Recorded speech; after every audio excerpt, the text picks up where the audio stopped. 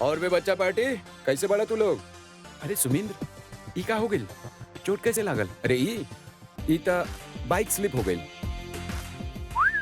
धूम 3 के स्टाइल में स्टंट मारत रानी उड़ा देनी बाइक ब्रिज से। बस थोड़ा सा चूक गई नहीं यार, वही चक्कर में थोड़ा।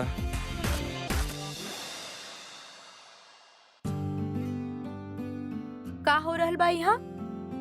काहे खड़ा बड़ा सा? मिस, सुमिंद्र के चोट लग गइल, ये स्टंट करत रहले।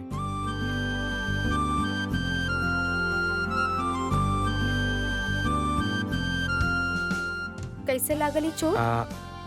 वो हम बाइक से स्लिप हो गए नहीं।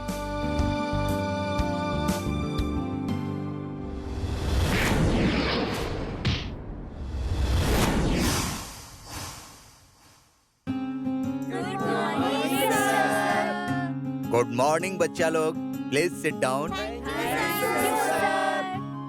अच्छा ये टीचर बाड़े, ये आप लोग से कुछ सवाल पूछिए, आपके जवाब देवे के बाद। आर यू रेडी? तो बच्चा लोग बताएं, सरोजनी मैम आपके कैसे पढ़ावेली और इनकर बिहेवियर आप लोगन के साथ कैसन बा?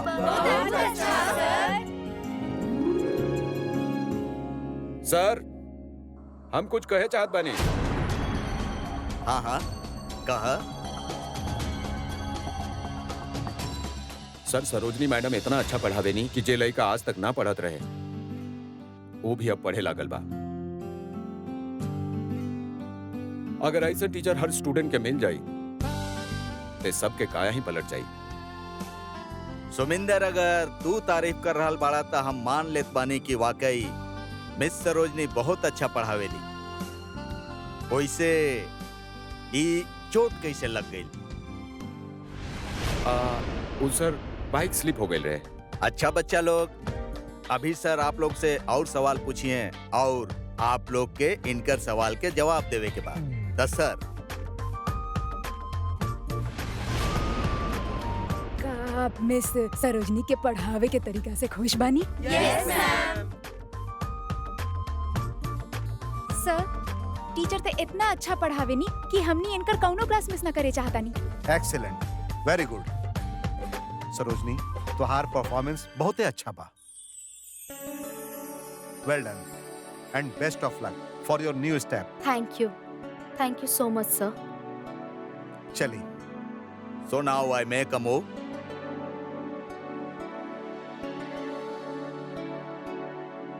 शुक्रिया, बहुत बहुत शुक्रिया।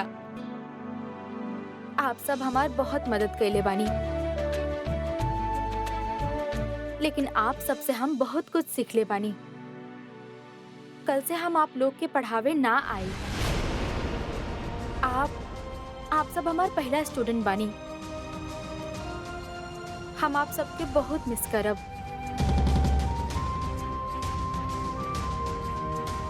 का मतलब? आज के बाद आप हमनी के पढ़ाई ना आए? ना, हमार ट्रेनिंग के आखिरी दिन बा आज। लेकिन ये तो गलत बा। आप ऐसा ना कर सकेनी, आपके हमनी के पढ़ावे के पड़ी। ऐसे ना होखेला सुमेंद्र। हम यहाँ सिर्फ अपन ट्रेनिंग खातिर आयल रहनी जे पूरा हो चुकल बा। ये स्कूल से हमार इतने संबंध रहे। शुभकामना बा तोरा। और आप सबके भी। आप सबके फ्यूचर बहुत अच्छा रहे। Good bye everyone. Thank you ma'am.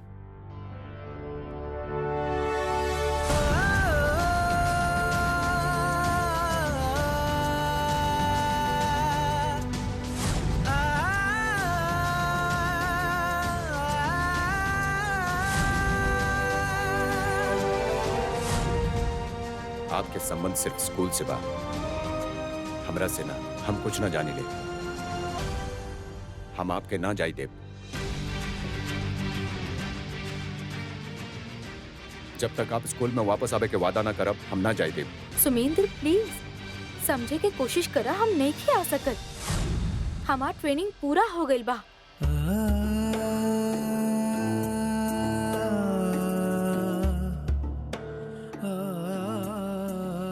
हम कल आपके खातिर कुछ कैले रहनी, आपके गुंडन से बचौले रहनी। आज आपके भी हमारा खातिर कुछ करे के पड़ी। आप ऐसे ना जा सके नहीं। सुमेंद्र, एक का तमाशा बा। जब हम तो के कहत बानी कि ये पॉसिबल नहीं खे, त काहे जिद कर रहल बाड़ा? अगर तू सचमुच हमार कदर करेला त ई तमाशा बंद कर देबा और हटबा हमार रास्ता से।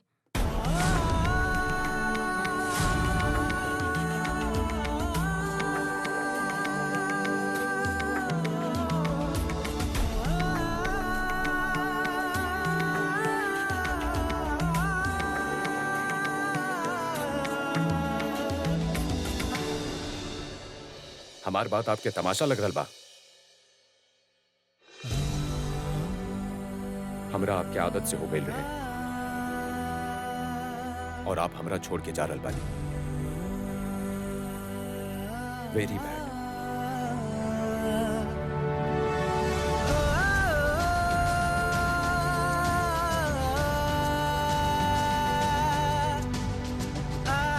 ठीक बा, अगर आप हमरा छोड़ के जा रहल बानी ना, तो हम भी पढ़ाई छोड़ देत बानी।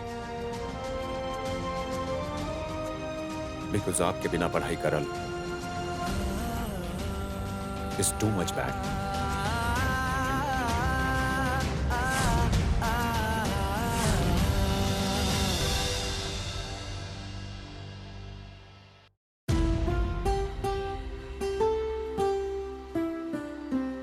ठीक बा, तब तू ही बतावा, अगर तू ही स्कूल के पास कर जाइबा फिर भी यहाँ रहबा का? ना ना, काहे कि तब तो हर काम वहाँ खत्म हो चुकल होगी। सुमेंद्र, हम भी यहाँ सिर्फ ट्रेनिंग खातिर आइल बानी और अब हमार ट्रेनिंग पूरा हो चुकल बा। आज हमार आखिरी दिन बा। अब हमरा के जाए के होगी सुमेंद्र। वैसे मैडम, अगर हमरा केहू रोके वाला होखत ना, तो हम बार बार फेल हो जाए, लेकिन ये स्कूल छोड़ के कबो न जाए। हम तो आपके रोकत बानी, तो आप काहे ना रोक सके नहीं? आपके तक कहीं ना कहीं पढ़ावे के बाद एहिजा कहे ना, हम आपके रोके के रास्ता निकालब। पढ़ाई ना कैले बानी, लेकिन इतना यारी बनेले बानी कि एक सीटी मारब ना, स्कूल के सारा स्टूडेंट यहाँ पे इकट्ठा हो जाइए। हम प्रिंसिपल से बात करब, धरना आंदोलन करब। प्लीज सुमेंद्र, तो हार ये सब करे पे भी कुछ ना होगी, काहे कि नियम नियम हो खेला। और का जरूरत बा तो के ये सब करे के? तू यहाँ पढ़े आयल बाड़ा ना, तो यहाँ बहुत सारा लोग बाड़े तोरा पढ़ावे खातिर। और ये बतावा, ये चोट कैसे लागल तो के? सचमुच बाइक स्लिप भइल रहे का? सच बता दे तो आप रुक जाइए, प्रॉमिस करिए हम आपके सच बताई। बाय सुमेंद्र।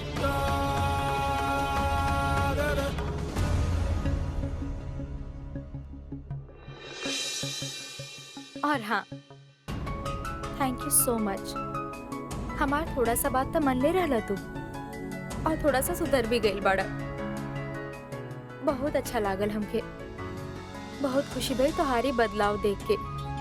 हमार शुभकामना बात और खातिर सुमेंद्र। एक दिन तू बहुत अच्छा हो जाइबा, सबसे अच्छा। Good by.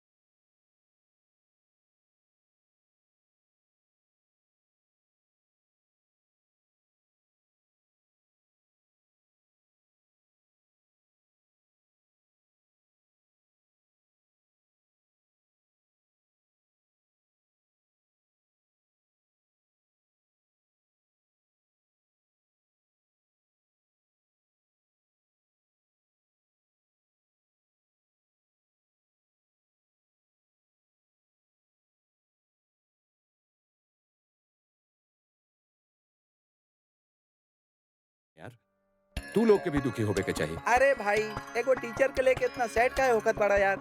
टीचर्स दावत जाती रही हैं। हाँ यार, पहले तो टीचर जी के लेके तोहर मन में इतना पंगा रहे, अब अचानक से इतना लगाव कैसे? पता ना इतना बुरा काहे लग रहा बा। मन करत बा टीचर जी के रोक ली, अगर वो चल गई नहीं तब बहुत गड़बड़ हो जाई। हम सरोजनी मैडम के जाए ना दे सकेंगे।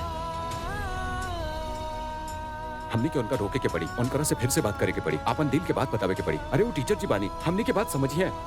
आज आखिरी दिन बा, अगर आज बात नहीं के कहनी था तो टीचर जी निकल जाइए। हम उनका से कबो बात ना कर पाए। हमरा उनकरा से अभी बात करे के पड़ी। हम टीचर जी से अभी मिलब। हटा।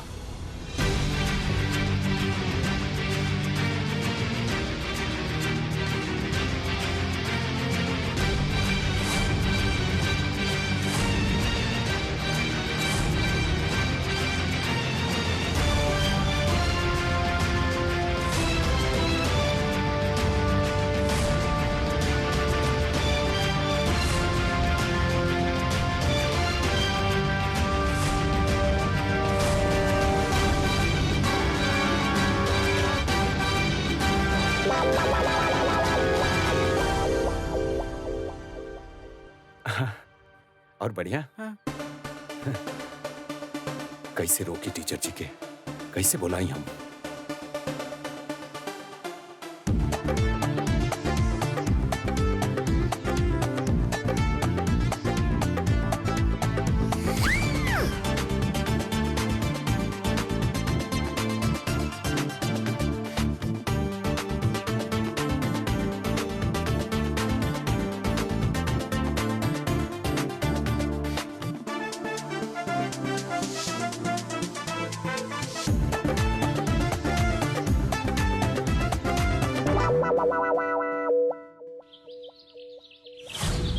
काहे पीछा करत आड़ा हमार? मैम वो पीछा ना करता नहीं, त आपके जात देखनी तो बहुत घबराहट से होकत रहे।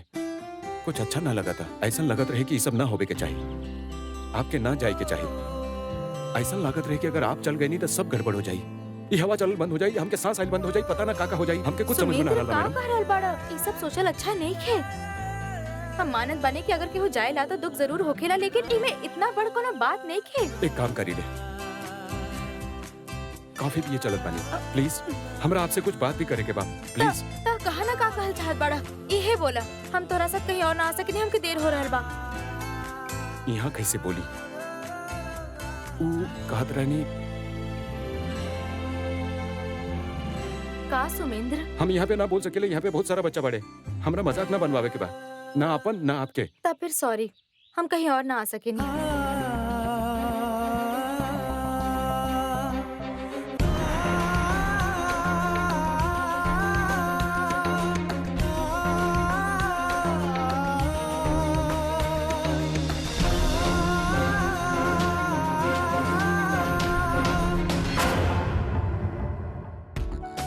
परेशान करत बाड़ा? कब से समझावत बनी कि नहीं खिंचाए के, तो काहे नहीं खा समझत? अरे हम परेशान ना करत बानी, ना ही कोनो दबाव डालत बानी। हम तो बस रिक्वेस्ट करत बानी कि आप हमारे साथ थोड़ा देर खातिर कहीं नहीं चलिए। चले के हमरा, कहीं नहीं खिंचाए के।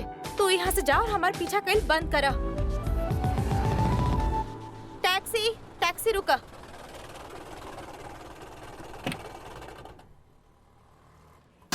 चली भैया। अरे चला भैया।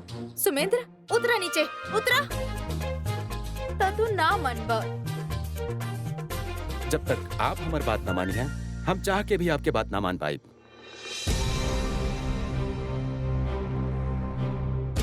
अगर मयंक या केहू भी हमरा के सुमेंद्र के साथ देख ले तो अलग ही बखेड़ा खड़ा हो जाई।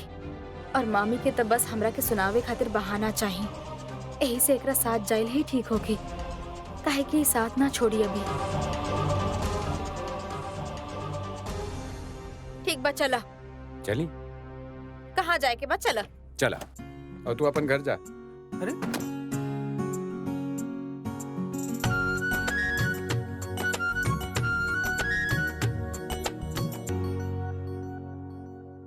माँ हमार बात समझे की कोशिश करा।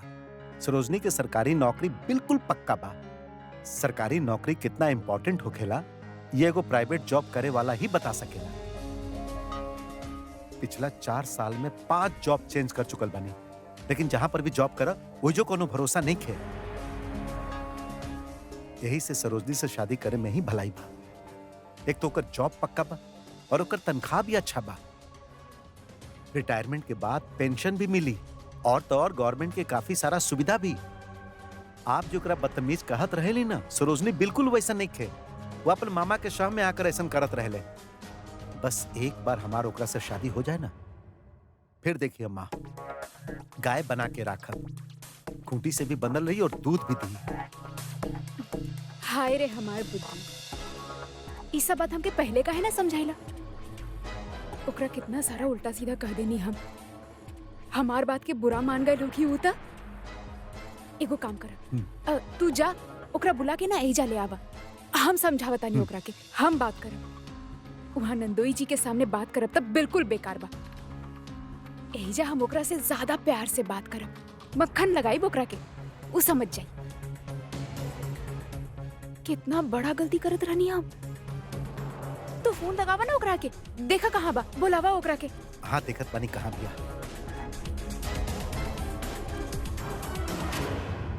सुमेंद्र, वो जगह के कोनो नाम बा? आखिर तो हमके कहाँ लेके जात बड़ा?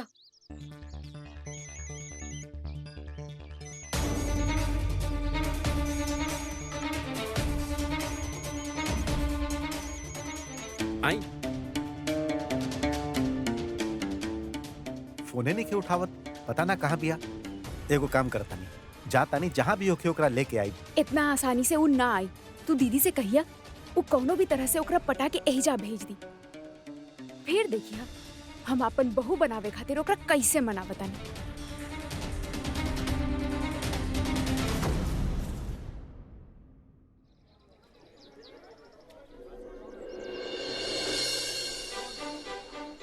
ई रहल कैफेटेरिया, यही बात कर लेहल जाओ। कैसे बताई यहाँ पे? यहाँ यहाँ तो बहुत भीड़ बा, हम आपसे बातें ना कर पाए। कहीं और चला जाए जहाँ पूरा पूरा सुनाई दे। आई आई आई आई।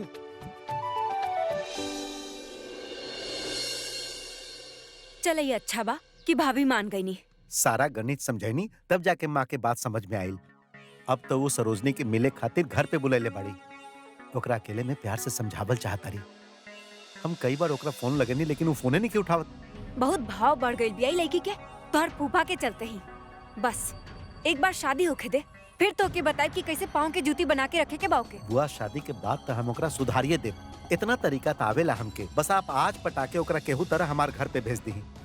अब आप ओकरा फोन लगाई ना, देखी का कहत बिया। आपके फोन तो वो जरूर उठाई। आई ई उहे जगह बा जहाँ पे हम अपन दिल के बात कहब आपसे। एक बात कहे खातिर तू हमके ई पार्क में लेके आइल बड़ा? अरे ये हमारी जिंदगी के सबसे इम्पोर्टेंट बात बा। यहाँ सन्नाटा बा, पेड़ के अलावा यहाँ पे हमनी के बात और केहू ना सुन पाई, और दिल के बात आसानी से दिल तक पहुंच जाए। का? मामी जी? जी मामी जी। कहाँ पे बाड़ू तू? मामी जी स्कूल में ही बानी।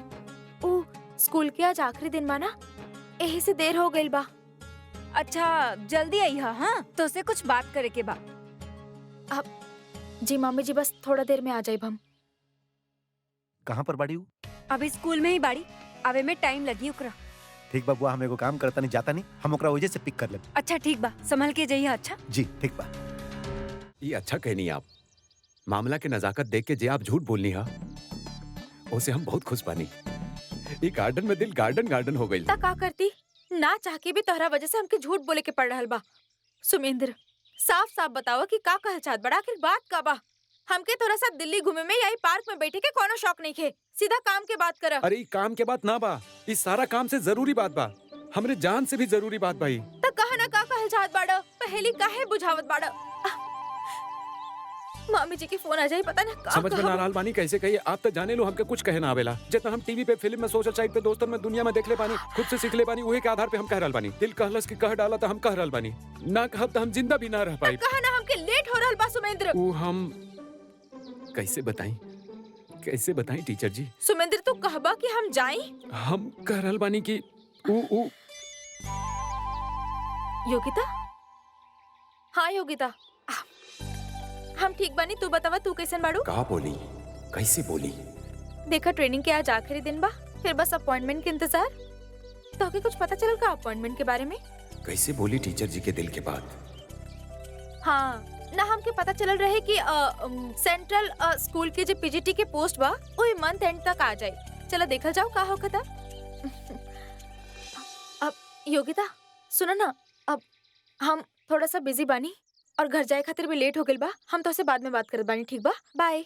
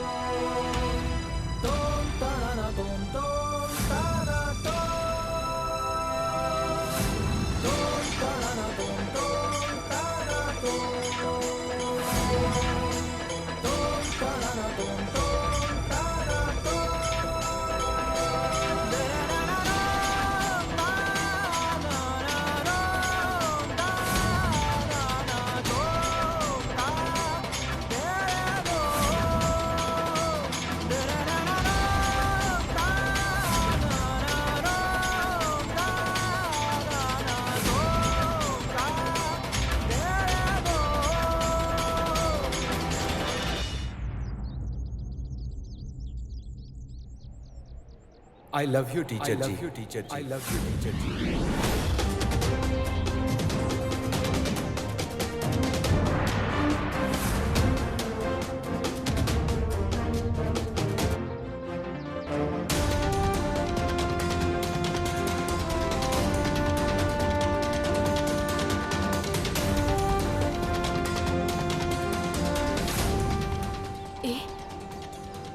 ये सब का बा सुमेंद्र?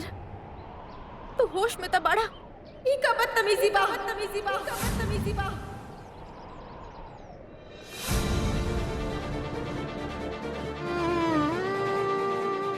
ई बात के तो पता ना कि हम होश में बानी की ना, लेकिन इतना जरूर जाने ले कि आपके जादू हमरा पे ऐसन जादू कर देले बा कि हम खुद के काबू में ही नहीं थे। ई जादू के बाद ही सब मजाक लागे लागल। पहले ऐसन कबू ना भइल, पहली बार हो रहल बा ऐसन। फिर शुरू में तो हम भी हैरान रहनी, लेकिन फिर जब हैरानी अपन रंग दिखैलस तब हमके समझ में आयल कि तो प्यार बा, ई प्यार बा। बस सुमेंद्र बस। हमके लगल रहे कि तू सुधर चुकल बाड़ा, पर ना। तोहार बदतमीजी अभी भी वैसन के वैसने बा। तू तो प्यार से बात करे के लायक तक नहीं खा। जेके आप बदतमीजी कह रहल बानी वो हमार दिल के हाल बा। हम आपसे प्यार करेनी, और ई सच्चाई के दुनिया के कौनो ताकत ना बदल सकेले। यहाँ हम बात करे खातिर ना, बल्कि प्यार करे खातिर बानी। अपन फालतू के बकवास अपना पास ही रखा। सुमेंद्र तू काहे नहीं का समझत? हम तो हर टीचर बानी, हम बीएड बानी, तो इंटर में बाड़ा। हमने दोनों के बीच एगो टीचर स्टूडेंट के रिश्ता बा। प्लीज ये रिश्ता के कद्र करा। हम आपके कद्र करे नहीं, लेकिन रिश्ता सिर्फ एक के माने नहीं, आपसे प्यार के। और ये कोनो किताब में ना लिखल बा कि आप अपना टीचर से प्यार ना कर सकेले, लेकिन अगर लिखल भी बा ना तब वो हम आपसे प्यार करब और करते रहब। आप चाहें तो ई प्यार के कबो भी इम्तिहान ले सके नहीं। तू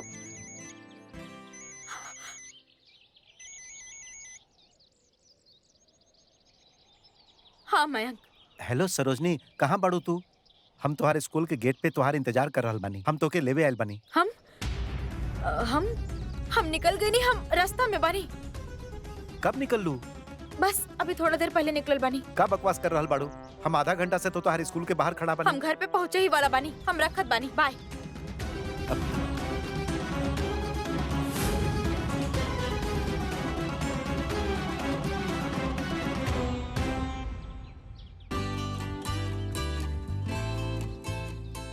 आप फोन पे झूठ काहे बोलनी? अगर आपके हमारा आई लव यू बोले पे इतना ही तकलीफ बा, तब फिर आप मयंक के सच सच काहे ना बताइनी कि हम आपसे जबरदस्ती आई लव यू बोल रहे बानी। खैर छोड़ी, अभी सच्चाई के खुलासा हम खुदे करब। सुमेंद्र, सुमेंद्र का करत बड़ा? हमके फोन दा, हमार फोन दा, तू फोन दा। सुमेंद्र, हमार फोन दा, तू फोन दा। ई केकरा फोन लगेला तू?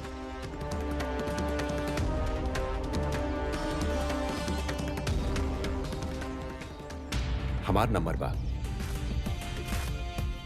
सेव कर ली। अब हमने फोन पे भी टच में रहा। हमके तोहरा साथ कोनो टच उच में नहीं रहे के।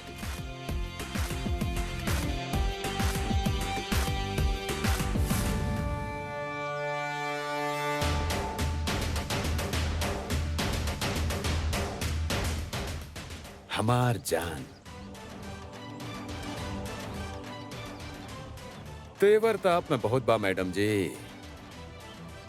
लेकिन आप में जे बात बा वो और केहू में ना। हमार चॉइस पे पूरा प्रतापगढ़ नाच करी।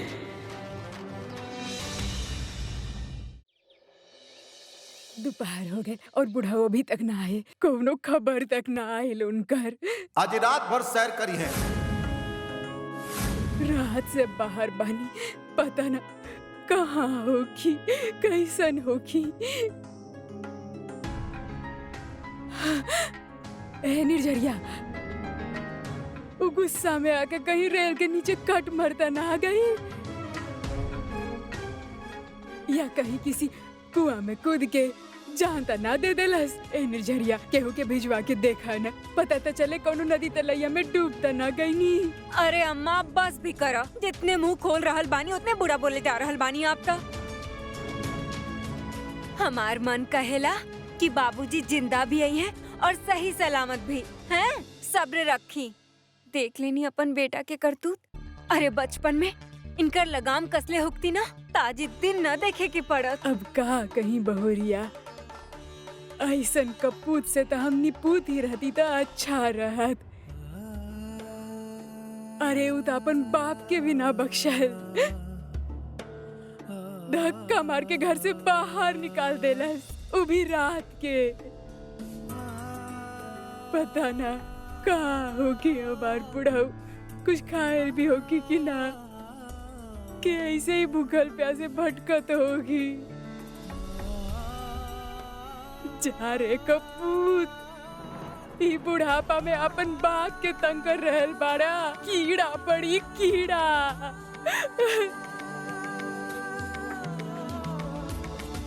अरे छोड़ा, ए भास्कर, पकड़ पकड़ पकड़ इनका। पानी छोड़ा हमके।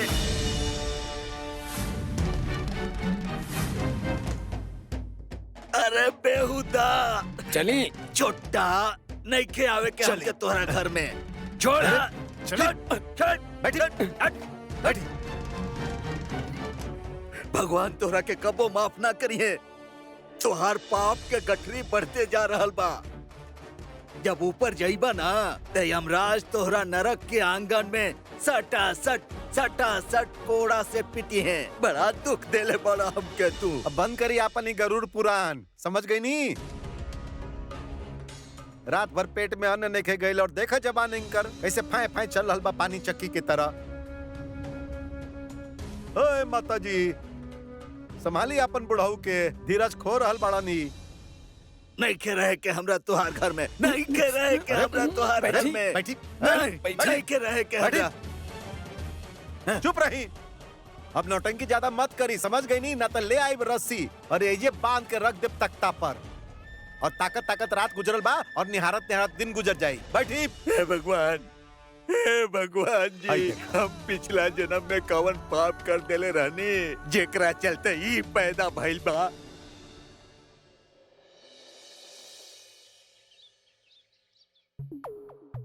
अरे तू अकेला काहे आ गईला? सरोजनी कहाँ बाड़ी? का वो अभी तक आयल ना? वो तो कहले रहे कि वो बहुत पहले स्कूल से निकल गई बिया और घर पहुंचे वाली बिया। स्कूल से तो निकल गई रहली और घर भी पहुँचे वाला रहली, पढ़ी लेके गई कहाँ?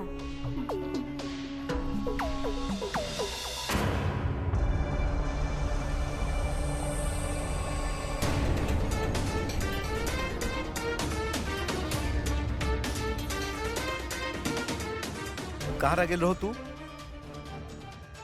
तू तो स्कूल से बहुत पहले निकल गेल रहो। का करत रहो? केकरा साथ रहो? अरे जवाब दे ना। तोहार होके वाला पति तोरा से कुछ पूछ रहल बाड़े, जवाब काहे नहीं के दे रहल? मामी जी हम बोला जवाब दा। मामी जी हमारे को सहेली मिल गई रहे। क्या ही तुम्हारी सहेली? कभी तो के सड़क पे मिल जाएली, कभी तो के उसे मिले खातिर कॉफी शॉप जाए पड़ेला।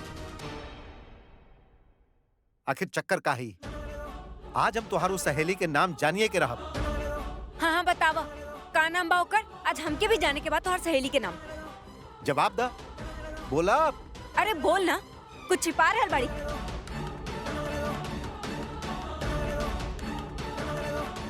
अब मामी जी वो भी बीएड ही बिया। ओके ट्रेनिंग खातिर दूसरा स्कूल मिलल रहे। बस हमने दोनों बैठ के आगे के प्लानिंग ही करत रहनी कि का करे के बा, कैसे करे के बा, कहाँ के फॉर्म भरे के बा और कहाँ के वैकेंसी खाली होके वाला बा। बस यह बात करत रहनी हमने। तो तू ही सीधे सीधे ना बता सकत रहो। तो हम पे भरोसा ही ना करेला, यही से तोहके बतावे के कुछ दिल ही ना करेला। तू भी न मयंक, खामखा हमके गुस्सा दिलवा देला। हमके पता बा कि सरोजनी हमसे कबो झूठ न बोली है। चल सरोजनी, जल्दी से तैयार हो जा। तो कि ना मयंक की माँ अपन घर पे बुलेले बाड़ी कुछ जरूरी बात करे खातिर। अब उहे तोहार होके वाली सास बाड़ी और उहे तोहार होके वाला घर बा। खुशी खुशी जा ताकि सब कुशल मंगल हो जाए। मामी जी हम बहुत थक गइल बानी। हम आराम करे चाहत बानी, प्लीज आज ना। देखी प्लीज लूज कुछ ना। अरे थकल बाड़ी तक का भाई, कौन से जाके तो के रसोई संभाले के बा? अरे बातें तक करे के बा। हम कुछ ना जाने नहीं, जल्दी से मामी जी, तैयार अरे हो जा। के कहाँ जा रहल बा? आप ही एकरा समझाई ना। भाभी एकरा बात करे खातिर बुलाइले बाड़ी, बोली ना चल जाए।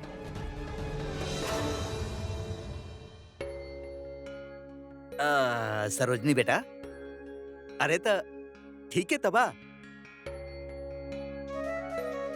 मतलब जाके तो देखा एक बार कि हमार सरहज तोरा काहे इतना याद करत बड़ी बा ना। ठीक बा मामा जी, हम जाके तैयार हो जात बानी। अच्छा बात बा, पर वहाँ पे ना शादी के बात लेके कोनो नाटक मत करिया। अच्छा से बात करिया। तोहार होके वाली सास बाड़ी, इज्जत दिया उनके। अच्छा चला चला तैयार हो जा।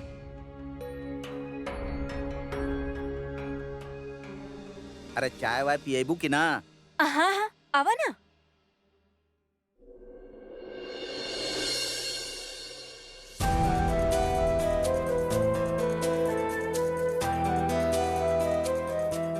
हम जाते रहल बानी, लेकिन इ तय बा कि ना मयंक हमार पति होगी और ना ही वो घर हमार ससुराल। हमके यकीन बा कि हमार ससुराल कहीं और बा। हे भगवान जी, हम पिछला जन्म में कवन पाप कर देले रहनी जेकरा चलते ही पैदा भइल बा। दुख दे रहल बा हमके। तो ठीक बा, मान लेनी कि पिछला जन्म में आप ही के गलती के कारण हम ऐसन पैदा भइनी। बाकी कहा कि हमके गलती बर्दाश्त ना होखेला ना। रात में आप गलती करनी तो सजा तो मिलबे करी। अब आप हमार बाप हैं तो छोड़ तो ना देहब ना। सबके पता बा कि दुष्यंत के दरबार में न्याय के मामले में पक्षपात ना होखेला। अरे न्याय न्याय होखेला और न्याय तो अंधा होखेला। हाँ, अरे तू हमार एकलौता बेटा बाड़ा, यही बात का फायदा उठैले बड़ा आज तक। लेकिन हमार मन करत बा कि तोके जहर दे दी, ना रही वंश ना होखी ऐसा उत्पात। अरे एकदम से हटिया गइल बड़ा का। अरे इतना मन्नत के बाद जे बिटवा भाई ओकरा जहर देवे के बात कर रहल बड़ा। अरे कुछो ना बा माता जी, वो का बाना कि रात भर बाहर भूखे रहल बड़न ना, तो हलवा टाइट हो गइल बा। अरे कुछ नाश्ता पानी के इंतजाम कर, ले आवा जाके जल्दी जा। ज्यादा दिल के दरिया बा की डूब के जाए के।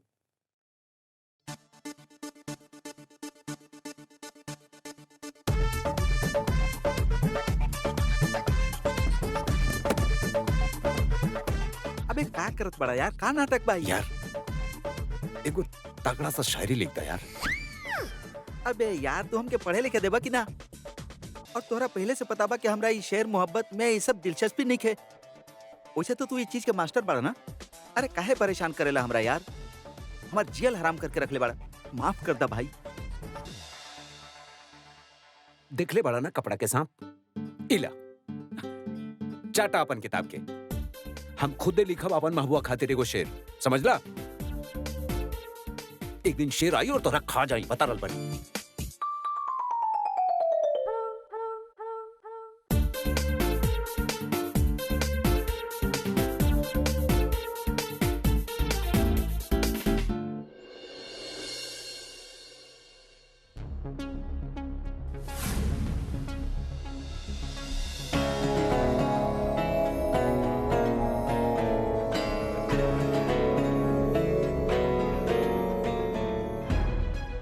है भास्कर, जी बाबूजी। तनी अच्छा से दबावा।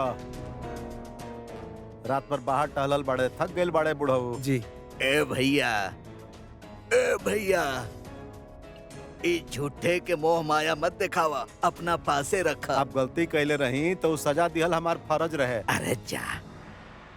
से हम कई नहीं। अब आप हमार पिताजी हैं तो सेवा कैल भी हमार फर्ज है, से हम करवा रहल बानी। दबाओ।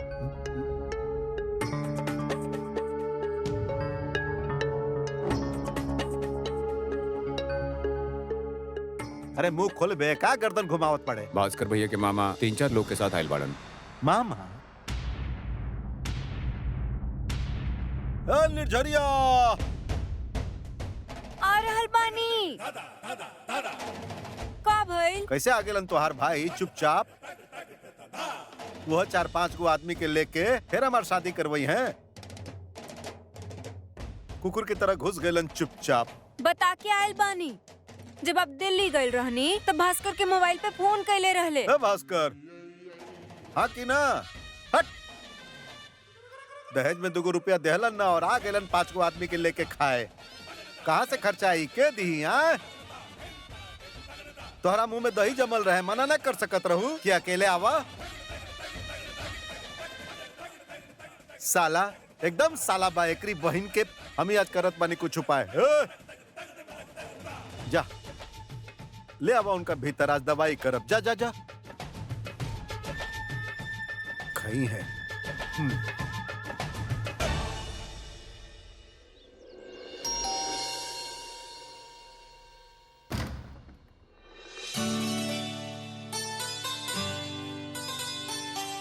नमस्ते आंटी।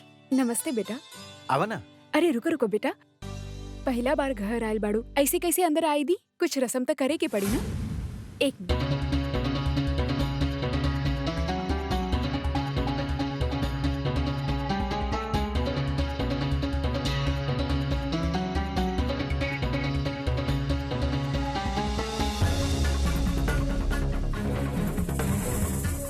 अंदर आओ।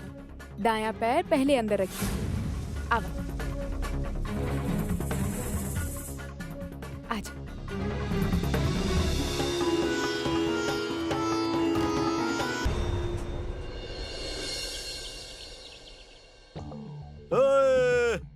अरे जीजा जी पाए लागू। हाँ हाँ ठीक बा प्रणाम। प्रणाम मामा जी। खुश रह खुश रह। का भाई का बात बा, पूरा बारात लेके पहुंच गइल? अरे का जीजा जी, अभी सवेरे सवेरे शुरू हो गई नी। इनका से मिली ई बारे लाल मनी सिंह सुरैया वाले। नमस्कार। हाँ, लाल मुनि देखिए रहल बड़े ही। अरे जीजा जी अपन सुमिंद्र के रिश्ता खातिर आइल बाड़े। ओ अच्छा अच्छा, ये लोग रिश्तेदारी खातिर आयल बड़ा ना।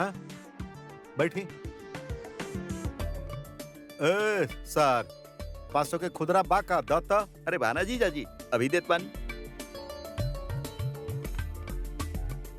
1 2 3 4 5 इले ही 500 लाई 500 के नोट।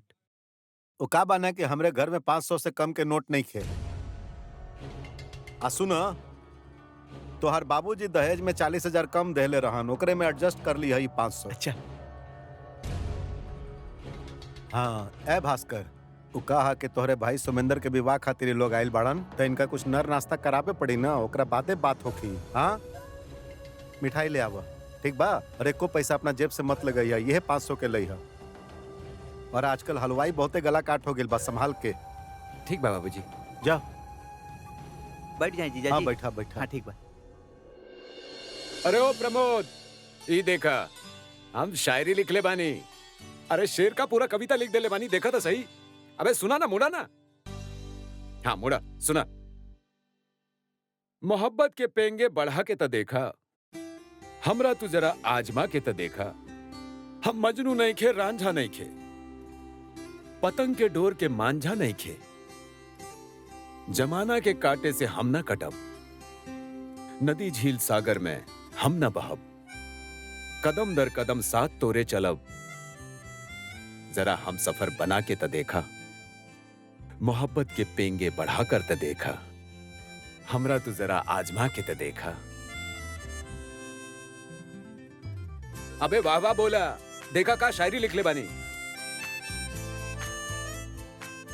एक के कहले मोहब्बत, तू साला ससुर 16वीं तक पहुंच गया, एगो लाइन ना लिख पैला।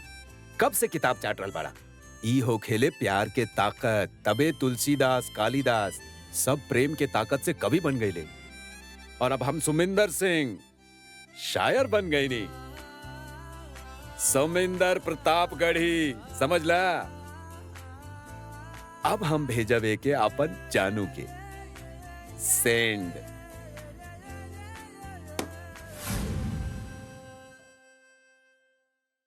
ला बेटा खावा, ई सब कुछ तहरे खातिर बा। ना बस थैंक यू आंटी।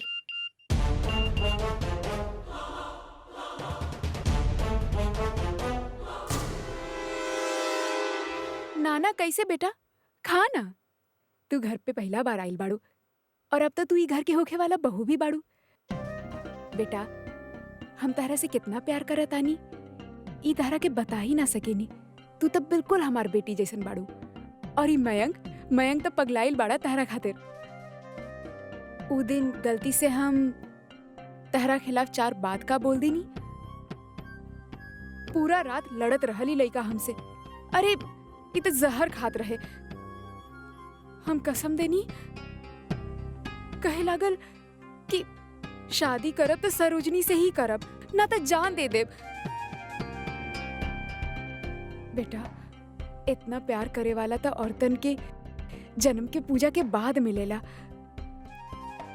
तू तक बहुत खुशकिस्मत बाड़ा कि हमार मयंक तारा से इतना प्यार करेला। भगवान के दुआ से हमनी के पास सब कुछ बा। गांव से लेके यहाँ तक सब कुछ मयंक के ही तबा। इकलौता बेटा बा हमार। और फिर तू दोनों एक दूसरे के बचपन से जानेला। तारा से एकर शादी हो जाई त हमार चिंता और सर के बोझ हल्का हो जाई, और ओहिजा तहार मामा मामी के सर के बोझ हल्का हो जाई। बचपन से तहरा के पढ़ावल लिखावल, तहरा के पालल पोसल, तहार खर्चा उठावल। अब तहार मामा मामी पे ई एहसान त तहरा के करे के ही न पड़ी बेटा। अरे बस ई समझ ले कि तू अपन एक घर से निकल के अपन दूसर घर में आ रहल बाड़ू। यार प्रमोद, कुछ जवाब ना आयल, ना सॉरी ना थैंक यू। अरे हमार शादी में कोनो गड़बड़ी रहे का? आए एक तो तू कुछ जवाब भी ना देवेला। का करी? एको काम करता नहीं, एक बार दोबारा भेज देता नहीं।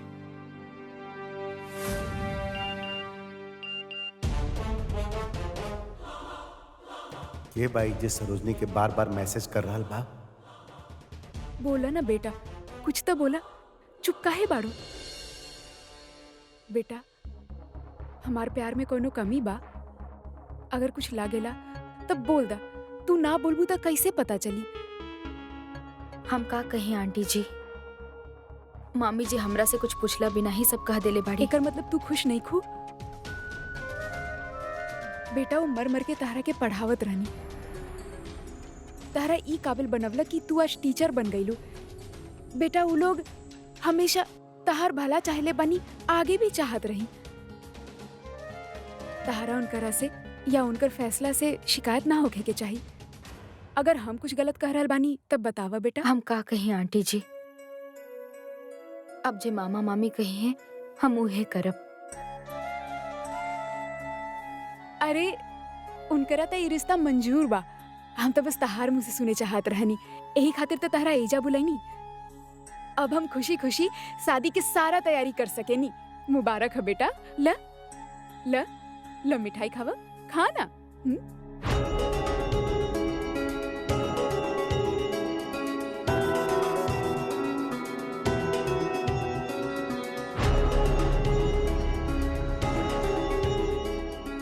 देखा मयंक, बेचारी शर्म के मारे कुछ बोल ही ना पा रहल बिया, लेकिन मन में लड्डू फूट रहल बा। अरे हम भी ऐसन स्थिति से गुजर चुकल बानी, जानत आनी लड़की के मन के बात। बस तू ऐसे ही खुश रह। प्रमोदी का हो रहल बा यार? तोहर भाभी जवाब काहे नहीं के देती यार? अरे पगला गेल बड़ा काबे, कंधा तोड़ के रख दिला हमार। वो जवाब नहीं दे रहल तो हम का कर सकत बनी ओकरा अंदर? हम रिप्लाई कर दी ओकरा बदले। फोन कर ला। हमर डार्लिंग, आय कितना जल्दी से जा और जल्दी से वापस आइया दुल्हन बन के। अब तो तारा के ये घर में रहे के बा। चला। नमस्ते आंटी। नमस्ते बेटा।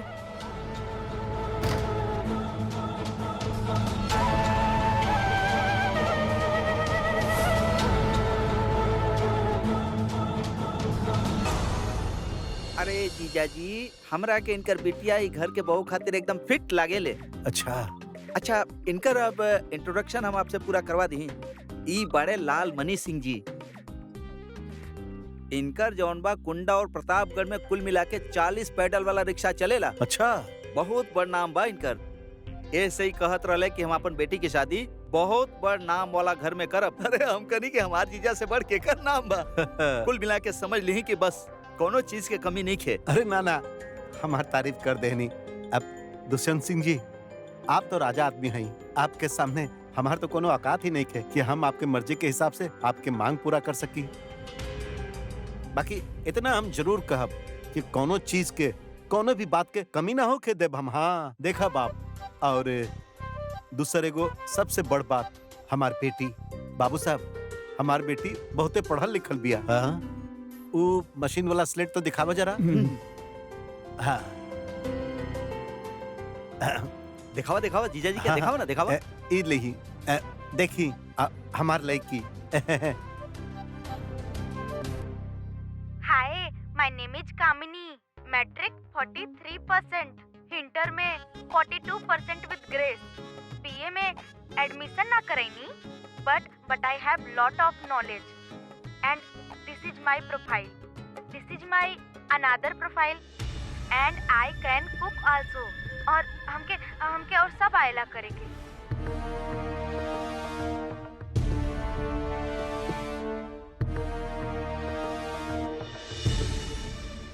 बैठा बैठा रखा।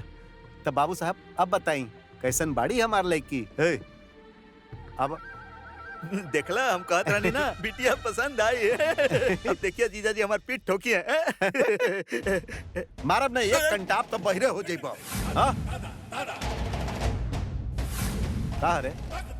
ये हमार परिवार है कि सर्कस कंपनी अजायब घर है जेकर लड़की के भर्ती करे आइल है। ऐसा लड़की के एक मिनट बाबू साहब, तनिका हमके भी समझावल जाए कि ऐसा लड़की से का मतलब है आपके।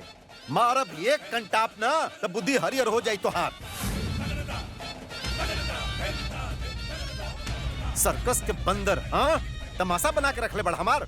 अभी हम अपन साला से बात कर रहल बानी, कोनो रिक्शा के भाड़ा तय कर रहल बानी का? चुप फालतू। ये का हबे? वो का बाना जीजाजी, ये हम सोचनी कि इनकर लड़की पढ़ल लिखल बिया और यहाँ के वो पढ़ल लिखल बाना। अब इनकर लड़की अगर घर में पढ़ल लिखल जेबा बहू बन के आई ना, तो आपके पूरा खानदान सुधर जाई। तू हमार खानदान सुधर बे? हाँ? मारा 20 गो जूता और गिनब एक जूता। तो के बहुत सारा मारल बा हमारा अनपढ़ होके पे। बेहुदा आदमी, मारा बे। बन मुर्गा, बन मुर्गा तू। बन नहीं तो मारा 20 जूता। अरे ये ठीक बा जीजाजी। अगर आपके हमार मुर्गा बने में खुशी मिलत बा तब बन जात बनी। अभी बन जात बनी। निर्लज। देखा, ये देखी जीजाजी, ये सोफा पर कहवा? नीचे उतर, देसी मुर्गा बन। उतर नीचे। जीजा जी देखा तोहार मामा हवे कि हमार खानदान सुधारे आइल रहलन, घर के खातिर छुटकी बहू चुने आइल रहलनी। साला समझ में नहीं आवत कि कौन सा गाली दी। चट्टा पागल साला।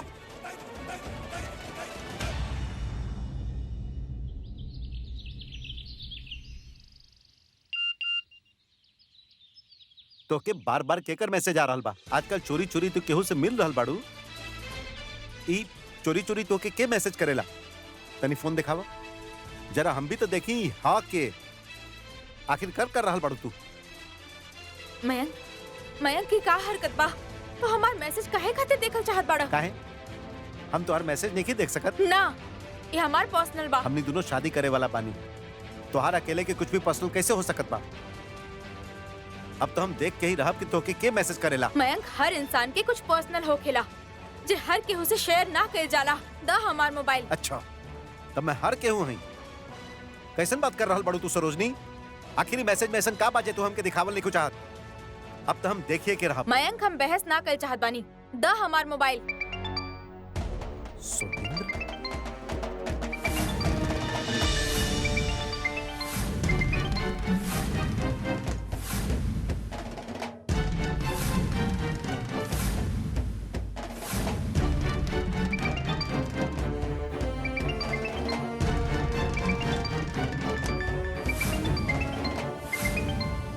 का सरोजनी? एक नंबर तू सेव करके रख ले बड़ो अपन फोन में। तू करल का चाहत बाड़ू? लब बात करा, नंबर से बात करे खातिर ले ले बाड़ू ना? तो वो तोहरा से बात करे के चाहत हो कि ला ई का बेहुदगी बा सुमेंद्र? काहे हमके फोन कर करके परेशान करत बाड़ा तू? तू सुधरबा कभी कि ना? अगर तू दोबारा हमरा के फोन कइला तो हम पुलिस में जाके तोहार कंप्लेन करब कि लइका हमरा फोन कर करके परेशान कर रहल बा। सो नेक्स्ट टाइम से हमरा फोन मत करिह। तो के का हो जाएला मयंक? भला हम ओकरा अपन नंबर काहे देब? हम ओकरा अपना नंबर नहीं खी देले, वो कहीं से ढूंढ लेले होखी। और हम एक नंबर यही से सेव कइले बानी ताकि हमके पता चल जाए कि यही फोन कर रहल बा और हम ना उठाई। अब तोहरा ऊपर बा तो के हमरा ऊपर विश्वास करे के बा कि ना? एकरा से ज्यादा हम कुछ ना कह सकिनी मयंक।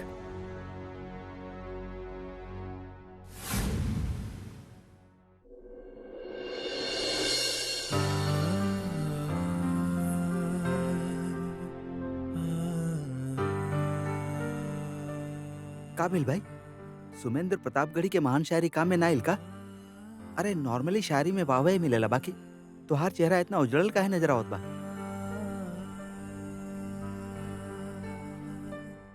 काट देलस यार। के? उहे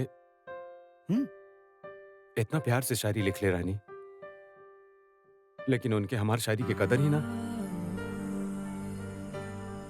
हम उनके मोहब्बत में मरल जाता नहीं और उनके परवाह ही नहीं की। लेकिन वो कहेले ना, मोहब्बत में ना तो इंसान इधर के सोचेला ना उधर के, सिर्फ मोहब्बत के सोचेला। मोहब्बत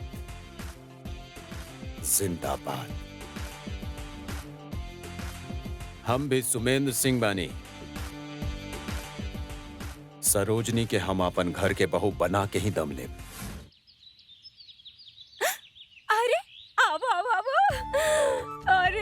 आज हम तोहरे खातिर खीर बनैले बानी। अरे वाह, आज अपन सास से मिल के आइल बड़ी तो चेहरा कितना खिलल खिलल लग रहा है।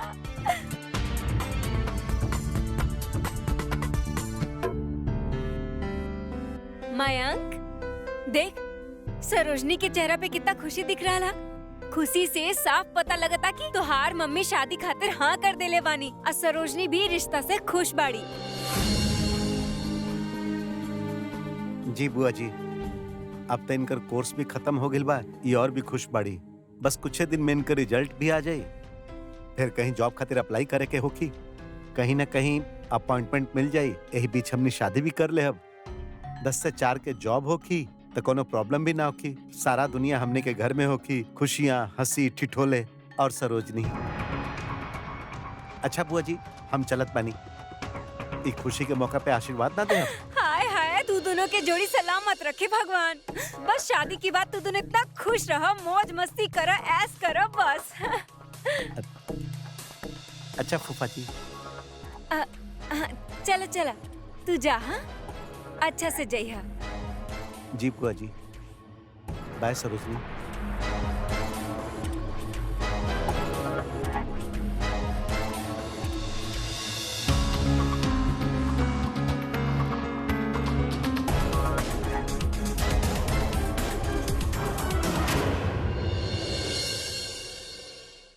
मयंक के दिमाग पूरा तरह से सड़ चुकल बा। शादी के अलावा और कुछ सूझेला ही ना। बस शादी कर ला ओकरा से।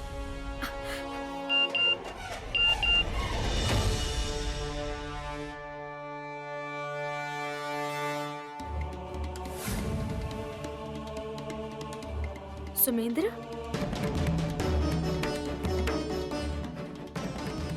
मोहब्बत के पिंग बढ़ा के तो देखा, हमके तो जरा आजमा के तो देखा। हम मजनू नइखे, हम रांझा नइखे, पतंग के डोरी के मांझा नइखे। जमाना के कटला से हम ना कटब, नदी झील सागर में हम ना बहब। कदम कदम साथ तोहार चलब, जरा हम सफर बना के तो देखा। इडियट, कितना झूठ बोलवावे लागल बा हमरा से।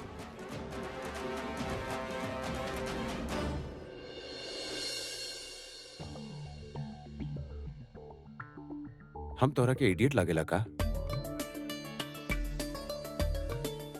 तो क्या ऐसा महसूस हो रहा बा का? सुना, ऐसा सवाल इंसान के खुद से कर लेवे के चाहिए। जानत रानी तू ऐसने बकवास करवा। हम लागिले तो लागिले, हमके कौनो फर्क ना पड़ेला। और हम एगो और शायरी बनेले बानी, सुना ना। हम चाकू लेके आइब, हमार दिल चाक कर दी है, बगल के जेब में माचिस होकी जला कर खाक कर दी है। बाना बढ़िया बब्बर शेर ना, ई मोहब्बत में कुछ और होखे या ना होखे, तो शायर जरूर बन जाइबा। अरे हम सब बनब, तो इंतजार तो करा। फिलहाल एके भेज रहल बानी। हम चाकू लेके आइब, हमार दिल के चाक कर दिया, बगल के जेब में माचिस होकी जला के खाक कर दिया। कबूतर जा जा जा, कबूतर जा जा जा।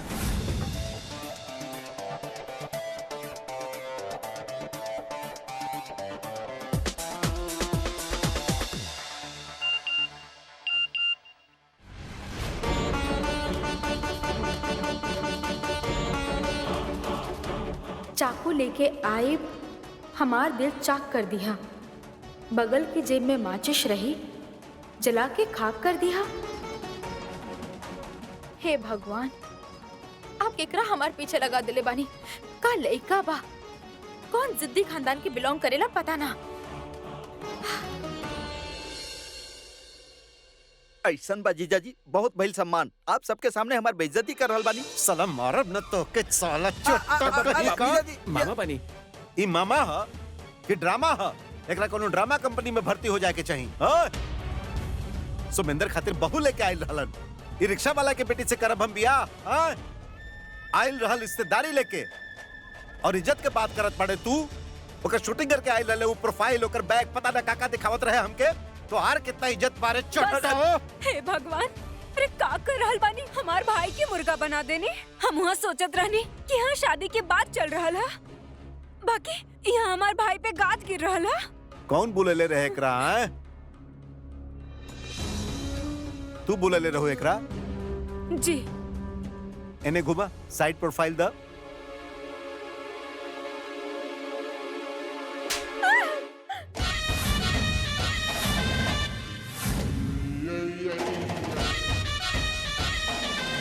घुमा घुमा। ए जीजा जी, बहुत हो गई, समझ नहीं आप हमार दीदी के अब अपमान ना करब। अरे हम अपन दीदी खातिर मुर्गा तक बन गई। नहीं, आपके जवन कुछ भी कहे बा ना हमके कहली ही, लेकिन उनकर अपमान हम बर्दाश्त बिल्कुल ना करब। हाँ? ए भास्कर, जवान तो देखा एक कौवा के। बांध दे रस्सी से, बांध एकरा। अब बतावत पानी कि हम कितना बदतमीज बानी। अभी तो देसी मुर्गा बनैले रही ना, अभी तो हलवा बनाई हलवा। माफ करिए मामा जी, बाबूजी आदेश देले बाड़ा त हमके माने के पड़ी। अरे! अब हिली मत, दर्द होगी। लाल मुनि चला, रिक्शा वाला निकला। चलो निकलो अरे चलो भाई, चलो भागा चलो, चलो चलो चलो, चलो चलो, चलो जल्दी भागा आवा भाई। चल भाग का कर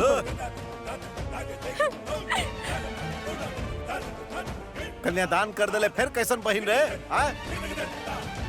सुमिंदर के ब्याह खातिर आए लले और साथ में 8 गो पगहा लेके आए लले तू एजा धर्म खाता चल रहल बा का जीजा जी हमरा से गलती हो गई, माफी दे दी।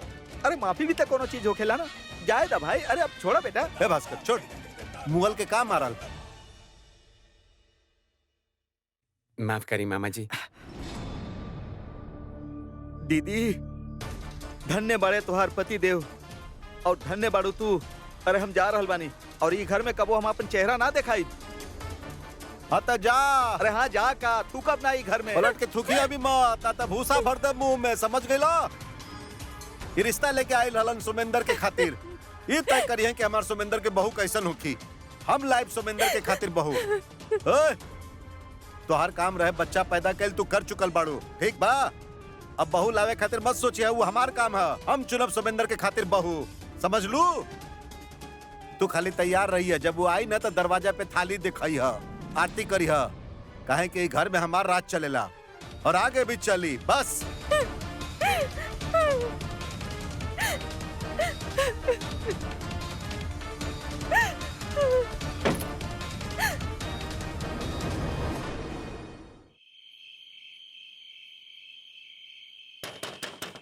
ओ निर्झरिया ओ निर्झरिया दरवाजा खोला।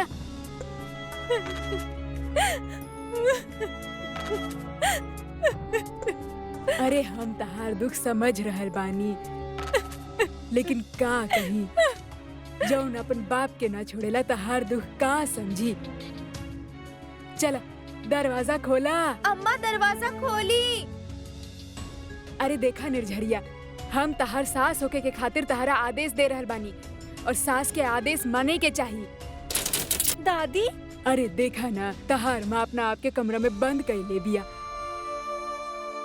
तहार बाप कुटाई कर देला सोकर। काहे इतना भुकवा रहल बाड़ू अम्मा अपन सास खोली ना के। दरवाजा। अम्मा आपके हमार कसम हमार दरवाजा खोल दी। अम्मा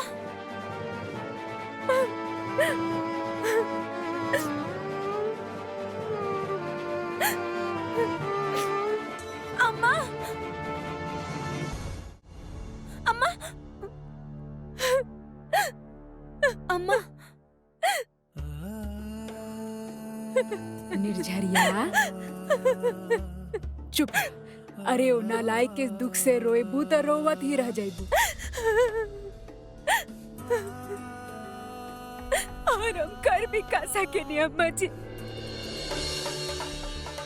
हम ऐसे कौन से गुनाह कैले रहने बाहर के लोगन के सामने हमार भाई के सामने हम पे हाथ उठा देलन हमार बेइज्जती कैलन। हमार मायके में हमार का इज्जत रह जाई। हमार भाई अपने साथ 4 लोगन के लेके आयल रहे। अब वो लोगन से कैसे नजर मिलाई। अरे क्यों की इज्जत बाकी ना। अब हम जिंदा ना रहो।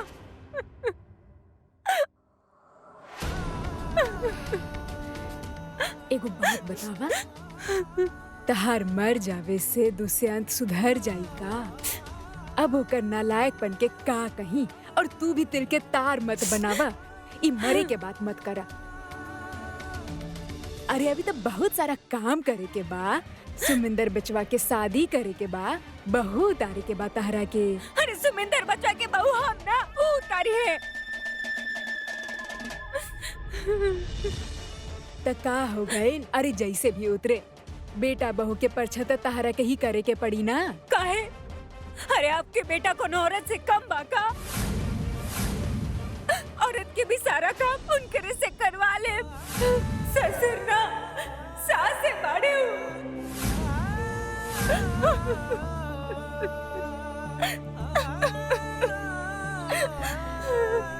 अच्छा तू जी भर के रो मन हल्का हो जाए।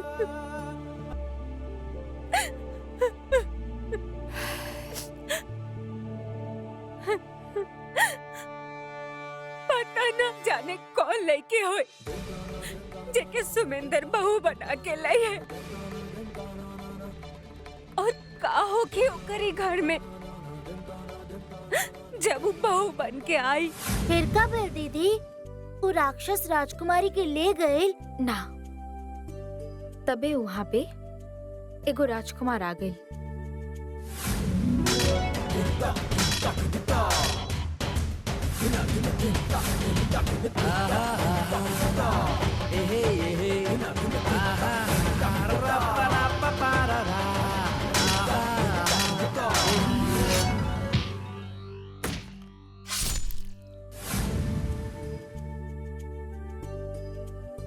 फिर का भेल दीदी? आगे सुनाए ना। राजकुमार के नाम का रहे? सुमेंद्र। का? सुमेंद्र राजकुमार के नाम रहे? सुमेंद्र अब ना समर समर सिंह नाम रहे होकर। अब आगे सुनाई। समर सिंह बहुत तेज रहे, थोड़ा गुस्सा वाला रहे और थोड़ा बदमाश टाइप के भी रहे, लेकिन दिल के बहुत अच्छा रहे। वो जेकरा पसंद करत रहे ओकरा खातिर कुछ भी कर सकत रहे। यही खातिर वो फैसला कैलस कि अपन जान की परवाह कैला बिना वो राजकुमारी के बचाई।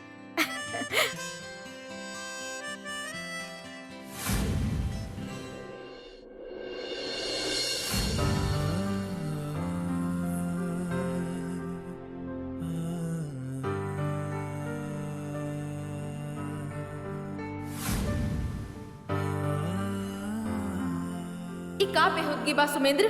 काहे हमके फोन कर करके परेशान करत बाड़ा तू? अगर तू दोबारा हमरा के फोन कैला तो हम पुलिस में जाके तोहार कंप्लेंट करब कि लइका हमरा फोन कर करके परेशान कर रहल बा। अगर मैडम जी हाँ बोल देत तो सब घर वालन के अपन सपना के रानी के बारे में बता देती, लेकिन अभी तो मंजिल बहुत दूर लागत बा। पूरा दिन बीत गई, न तो कोई रिप्लाई ना कुछ। अब पूरा शाम बीत गई, अभी तक दर्शन भी ना भइल। ऐसे दर्शनहीन मामला हो तो कैसे काम चली? कुछ ना कुछ तो करे के पड़ी।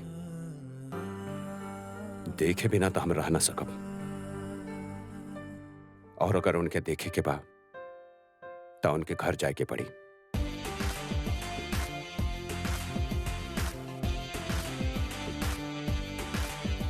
कल सुबह हर हाल में उनसे मिले खातिर जाए के ही होगी।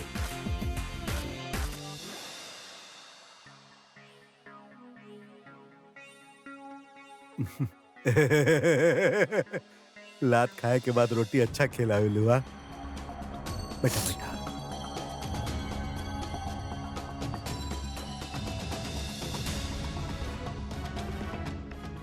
अरे खा भाई, प्यार से खिलावत पानी।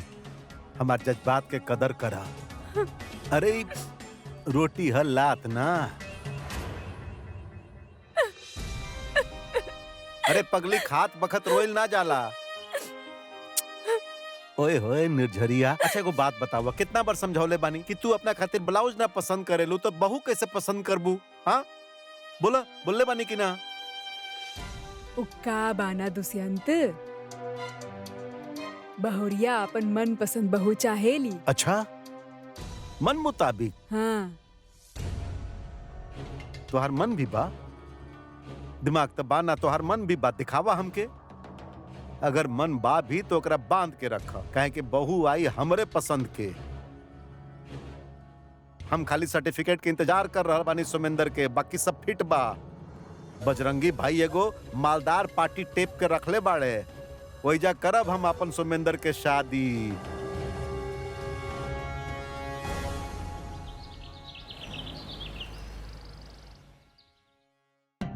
अरे वाह, क्या बात बा सरहद साहिबा, सवेरे सवेरे मंदिर जाके आगे नहीं आप?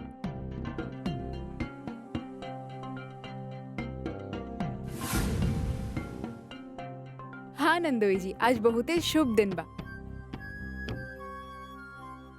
ई मिठाई प्रसाद तब बा ही, साथ ही खुशी के मिठाई भी बा। पंडित जी कहले बानी कि आज अगर अपन होखे वाला बहू के फलदान करा दा, वो बहुत शुभ रही। अरे वाह भाभी, ये तो बहुत खुशी के बात है। आज ना हमके ऐसे आभास होकत रहे कि कुछ खुशखबरी आवे वाला है और ला आ गई। काहे ना आज सगाई भी आजे कर देता नी। शुभ मुहूर्त चल रहल बा, इंतजार कौन बात के।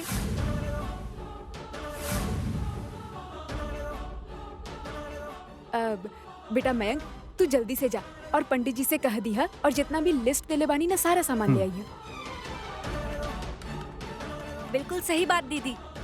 अरे सरोजनी बेटा, तुहार भाग जाग गई। मुबारक हो। अरे जल्दी बाहर आवा, तुहार बलाई लेवतानी। जल्दी से चाय लेके आवा और तैयार हो जा। जल्दी से जाई ना, आप ही तैयार हो जाई। एगो बात बतावा हमके, इतना भी का जल्दी रहे? इतना आनंद फानन में सगाई करे के का मतलब बा? अरे सुननी ना भाभी का कहनी, आज शुभ दिन है, अच्छा मुहूर्त है और इस शुभ घड़ी बार बार आवेला त ना।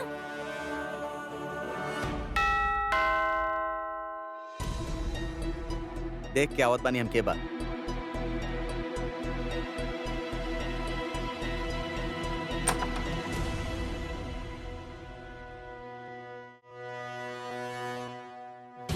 जय श्री राम।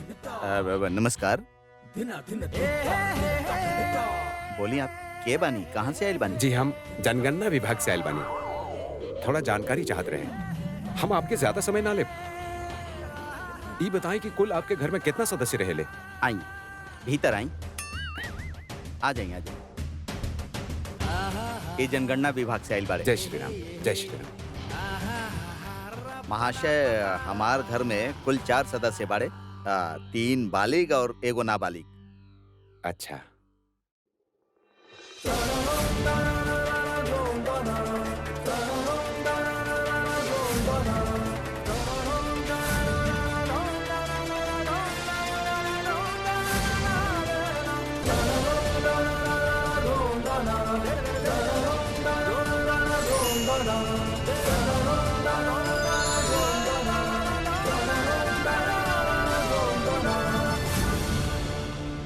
जय श्री राम। बेटा ये वो जनगणना विभाग से आयल बड़े। जय सिया राम। जय श्री राम। हाँ तो अंकल जी, अब आप चारों सदस्यों के नाम बता दीजिए घर में रहें। हाँ, और ये के बानी आपके बेटी? ना ना ना ना, वैसे तो हमार बेटी जैसन ही बाड़ी, लेकिन ये असल में हमार भांजी बाड़ी। इहो ही घर के सदस्य बाड़ी, यही में रहेली। हाँ, इनका भी नाम लिखिए आप। बहुत सुंदर भी है। हाँ, नाम सरोजनी, उम्र 22 साल। बहुत सुंदर। का? अब मतलब उम्र ना ना ना ना ना नाम नाम आपके भांजी। महाशय, हमार बेटा भी बा एगो, ओकर नाम बा रोहित प्रसाद, उम्र 9 वर्ष। उ लिखी। अच्छा। और देखी, वो बाड़ी हमार पत्नी प्यारी प्रसाद, उम्र 35 वर्ष। हाँ, ये भी बहुत प्यारी भी है। और हम केशव प्रसाद, उम्र 40 वर्ष। अच्छा अच्छा, केशव प्रसाद जी उम्र 40 वर्ष। ये तो 4 हो गई ले। हाँ, ई के बानी? ई हमार रिश्तेदार बड़ी, कुछ काम से आयल बड़ी हमरा घरे। के बानी? अरे ये हमार सरोजनी के होखे वाली सास बाड़ी। अरे हमारा आज बेटी के सगाई होके जा रहा है, यही से हेजा आयल बानी।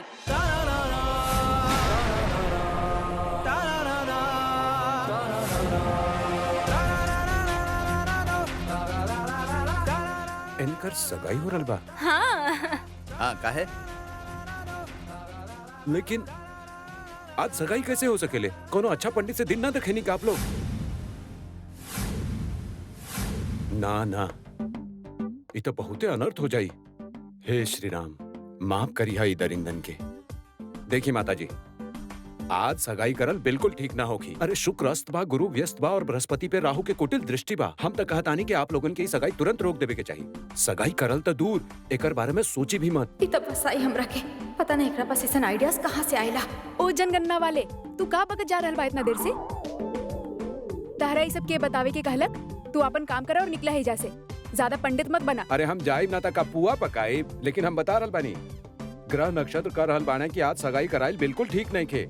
हम जनगणना वाला जरूर बानी, लेकिन ज्योतिषी के भी पूरा नॉलेज रखे नी। हम कह रहल बानी कि अगर आज सगाई भइल त जिनकरा साथ इनकर सगाई होई उन पे बहुत खतरा हो सकेला।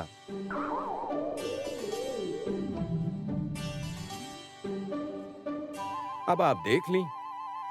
अरे सगाई गुड्डा गुड़िया का खेल तबा नहीं खे, जीवन के बहुते अहम फैसला बा। बाकी आप लोग सोच ली। आए, जय श्री राम, जय श्री राम, जय श्री राम, जय श्री राम।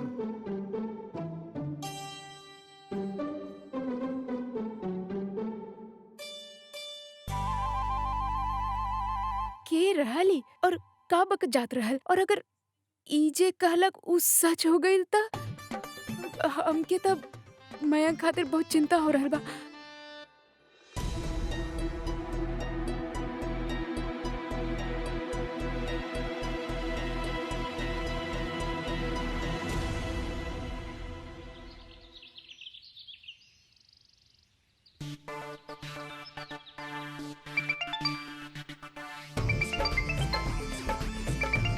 सुमेंद्र, तोहार हिम्मत कैसे भले ई तरह के हरकत करे के? हाँ, का बेहोद की बाई?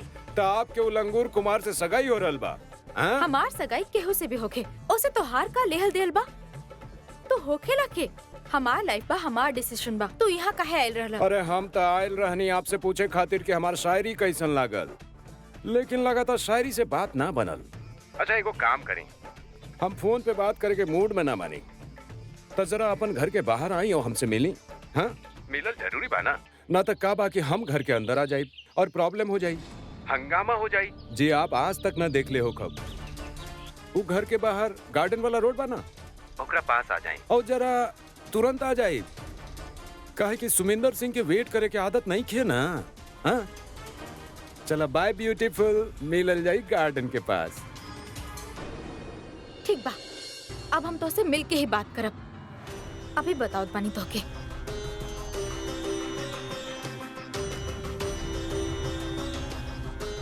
दीदी, हमके लगातार सोच विचार करके ही सगाई करे के चाहिए। का भइल सरोजनी, अचानक से कहाँ जा रहल बाड़ू? अब मामी जी वो जरा दुकान पे जाके आ रहल बानी।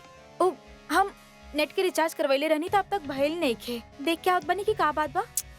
अरे आ जाई ना नेट, इतना भी का जल्दी है? और कौन से जरूरी काम तोहार निकल जा रहा है?